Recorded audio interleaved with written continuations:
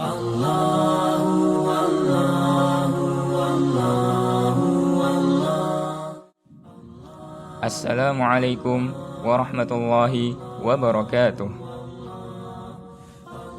Innal hamdalillah nahmaduhu wa nasta'inuhu wa nastaghfiruh wa na'udzu billahi min shururi anfusina wa min sayyiati a'malina. Man yahdihillahu fala mudilla lahu wa man yudlil fala hadiya lahu. Asyhadu an la ilaha illallah wahdahu la syarika lah wa asyhadu anna Muhammadan abduhu wa rasuluh. Amma ba'd. Ikhwas sekalian yang semoga dirahmati oleh Allah Azza wa Jalla. Pada hari kiamat nanti, manusia akan dikumpulkan di padang mahsyar untuk dimintai pertanggungjawabannya. Mereka dikumpulkan dalam keadaan tidak berpakaian, tidak beralas kaki, dan tidak dikhitan. Pada hari itu, matahari didekatkan di atas kepala mereka yang jaraknya hanya 1 mil, sangat dekat dan tentunya sangat panas. Di antara mereka, ada yang mengucurkan keringatnya sampai membanjiri kedua mata kakinya.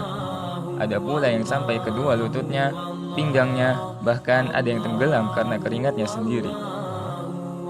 Namun, ada 7 golongan yang Allah naungi dengan naungannya, sehingga mereka tidak tersiksa oleh keadaan pada hari itu. Merekalah yang disebut dengan 7 golongan yang berada dalam naungan Allah pada hari kiamat.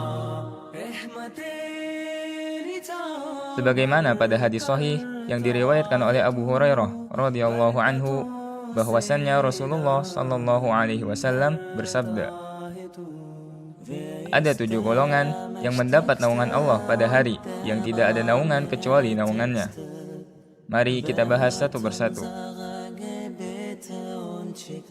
Yang pertama adalah pemimpin yang adil, yaitu seorang pemimpin atau penguasa yang tunduk dan patuh dalam mengikuti perintah Allah Azza wa Jalla dengan meletakkan sesuatu pada tempatnya tanpa melanggarnya sedikit pun, yaitu seorang pemimpin yang menegakkan kalimat tauhid di muka bumi dan menyingkirkan segala perbuatan syirik dan melaksanakan hukum-hukum Allah Azza wa Jalla. Yang kedua adalah pemuda yang tumbuh dalam beribadah kepada Allah, yaitu seorang pemuda yang menghabiskan waktu mudanya dengan rajin dalam beribadah kepada Allah Azza wa Jalla, di mana pada umumnya seseorang saat masa mudanya lebih condong kepada kejahatan, kemaksiatan, dan perbuatan-perbuatan yang melanggar syariat. Namun pemuda ini di saat masa mudanya ia justru mengekang hawa nafsunya dan beribadah kepada Allah Azza wa Jalla. Yang ketiga adalah orang yang hatinya terikat dengan masjid, yaitu orang yang menunjukkan rasa cintanya kepada masjid untuk sholat dan zikir kepada Allah di dalamnya. Hatinya bagaikan lampu pelita yang terpasang di atapnya, di mana tidaklah dia keluar darinya, melainkan dia akan kembali kepadanya. Yang keempat adalah 2 orang yang saling mencintai karena Allah. Mereka berkumpul karenanya dan berpisah karenanya, yaitu orang yang mencintai hanya karena Allah Azza wa Jalla. Cintanya tidak dapat dinodai oleh unsur-unsur keduniaan, harta, kedudukan, suku, bangsa, dan yang lainnya. Akan tetapi, dia melihat dan mencintai seseorang karena ketaatannya dalam melaksanakan perintah Allah Azza wa Jalla dan kekuatannya dalam meninggalkan larangannya. Mereka berkumpul karenanya dan berpisah karenanya. Yang kelima adalah orang yang diajak berzina oleh wanita yang memiliki kedudukan dan kecantikan. Lalu ia berkata, sesungguhnya aku takut kepada Allah.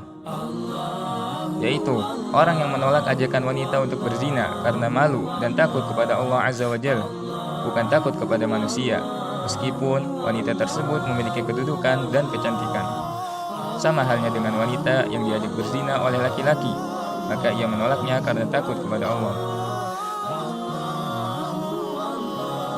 Yang keenam adalah orang yang bersedekah lalu menyembunyikan sedekahnya, sehingga tangan kirinya tidak tahu apa yang disedekahkan tangan kanannya.